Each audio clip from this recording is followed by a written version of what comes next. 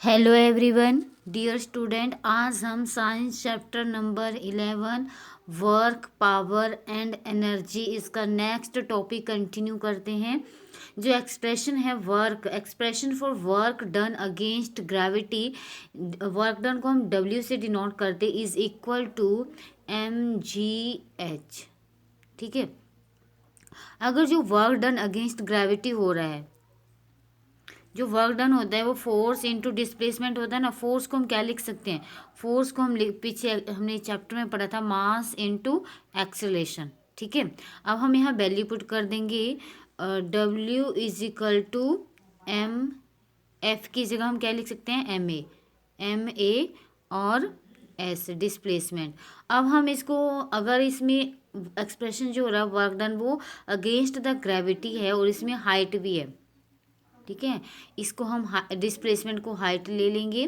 और ए क्या है? Against gravity. एक्सेलरेशन क्या होता है? अगेंस्ट ग्रेविटी जो जी है, इसको हम एक्सेलरेशन को क्या लिख सकते हैं? Against gravity G. तो इसकी वैल्यू क्या आ जाएगी? W is equal to mgh। Work done against gravity, W is equal to mgh। Expression for work done when anything is pulled, or we can say that it is making an angle with the direction of displacement। अगर हम expression निकालेंगे work done, अगर कोई किसी चीज़ को पुल कर रहा है तो हम कह सकते हैं कि उसमें एक एंगल बन रहा है और वो डिस्प्लेसमेंट की डायरेक्शन में है। तो ये फोर्स लग रहा है, ये डिस्प्लेसमेंट हो रही है, ये डिस्प्लेसमेंट है और इसके ऊपर फोर्स लग रहा है। तो इसमें एक एंगल बनेगा जिसको हम इस एंगल को थीटा, एंगल को हम थीटा से डिनोट करेंगे। तो work done is equal to F S, और थीटा जो होता है वो कॉस थीटा, कॉस थीटा। ठीक है। और जो कॉस थीटा होता है वो 90 डिग्री के बराबर होता है। एफ एस 90 डिग्री और कॉस 90, और कॉस 90 की वैल्यू कितनी होती है? 0। ठीक है। तो यहाँ पर वर्क डन 0 होगा।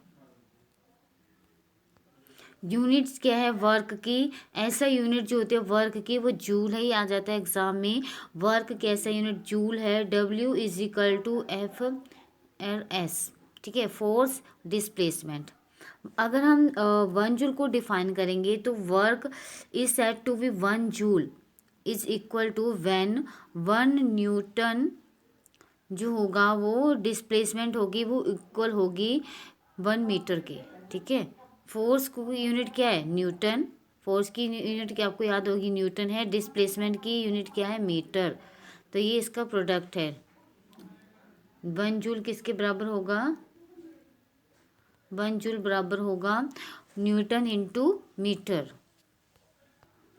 Work is said to be 1 joule. Work को हम 1 जूल तब का बोलेंगे व्हेन 1 न्यूटन ऑफ फोर्स, जब 1 न्यूटन जो फोर्स एक्ट करेगा किसी बॉडी के ऊपर, एंड कॉजेज अ डिस्प्लेसमेंट, और कितना डिस्प्लेसमेंट होगा? 1 मीटर डिस्प्लेसमेंट होगा उस बॉडी का इन इट्स उसी डायरेक्शन में जिस डायरेक्शन में फोर्स लग रहा है। तो W इज वर्क डन किसके बराबर होगा? Force into displacement. और इसको हम जूल में कैसे लिख सकते हैं? 1 न्यूटन इंटू 1 मीटर। मतलब वर्क को हम 1 जूल कब बोलेंगे? जब 1 न्यूटन फोर्स एक्ट होगा किसी बॉडी के ऊपर और डिस्प्लेसमेंट उसकी उसी डायरेक्शन में 1 मीटर होगी, तो उसको हम बोलेंगे वर्क डन ऑफ 1 जूल। ठीक है।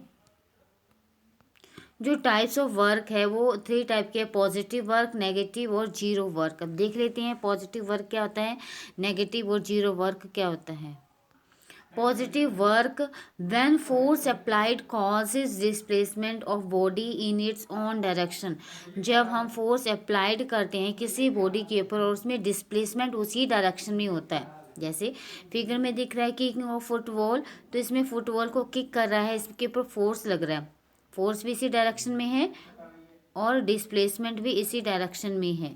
पुशिंग ऑफ डोर, अगर हम किसी डोर को पुश कर रहे हैं तो डिस्प्लेसमेंट और फोर्स सेम डायरेक्शन में होगा, तो वो पॉजिटिव वर्क होगा। अब नेगेटिव वर्क क्या है?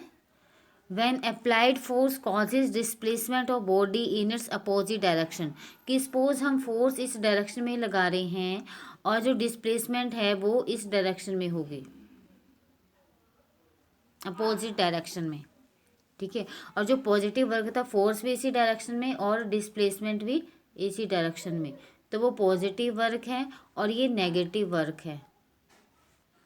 तो इसका example in case of friction, आपको याद होगा जब हम फ्रिक्शन का पढ़ा था कि हम किसी पुश कर रहे हैं किसी बॉक्स को, तो इसके ऊपर जो फोर्स है वो इस डायरेक्शन में लग रहा है, और जो फ्रिक्शनल फोर्स है इसमें मोशन हो रहा है, इधर को डिस्प्लेसमेंट हो रही है, और जो इसके ऊपर फ्रिक्शनल फोर्स लग रहा है, जब फ्रिक्शनल फोर्स कब लगता है, जब दो बॉडी कांटेक्ट में स्लाइड करते हैं एक दूसरे के ऊपर, तब उसके ऊपर फ्रिक्शनल फोर्स लगता है, वो इस डायरेक्शन में लग रहा है, और डिस्प्लेसमेंट इसकी इधर को हो रही है, ये डिस्प्लेसमेंट है और ये फ्रिक्शनल फोर्स लग रहा है।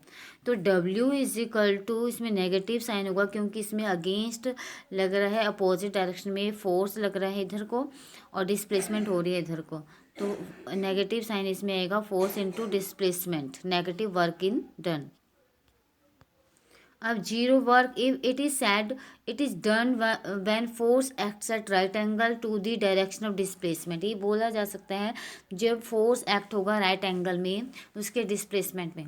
फॉर एग्जाम्पल जैसे कूली है carrying load on his head, coolie क्या कर अपने सिर पे लॉर्ड लेके जा रहा है, and moving on a platform, तो इसमें एक एंगल बनेगा राइट एंगल 90 डिग्री का, तो इसमें डिस्प्लेसमेंट इस डायरेक्शन में हो रही है और जो फोर्स हो रहा है वो इस डायरेक्शन में लग रहा है, तो इसमें जो एंगल बन रहा है वो 90 डिग्री का है। तो इसमें हमने एक वैल्यू भी पढ़ी थी, W force work done is equal to force into displacement cos theta, तो कॉस थीटा यहाँ 90 डिग्री है, 90 डिग्री की वैल्यू क्या होती है, जीरो, तो W इज इक्वल टू, जब जीरो होगी FS जीरो, जब हम किसी चीज़ को जीरो से मल्टीप्लाई करेंगे तो जीरो होगा, तो वर्क डन किसके बराबर होगा, जीरो के, ठीक है।